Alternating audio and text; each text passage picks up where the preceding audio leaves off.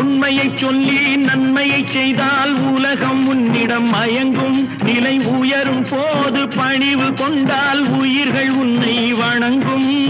உண்மை என்பது அன்பாகும், பெரும் பணிவு என்பதும் பண்பாகும்.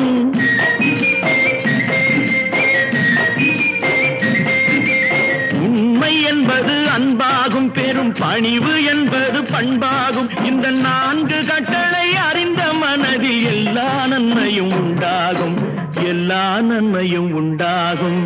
6 மனமே 6 அந்த ஆண்டவன் கட்டளை 6. 6 மனமே 6 அந்த ஆண்டவன் கட்டளை 6.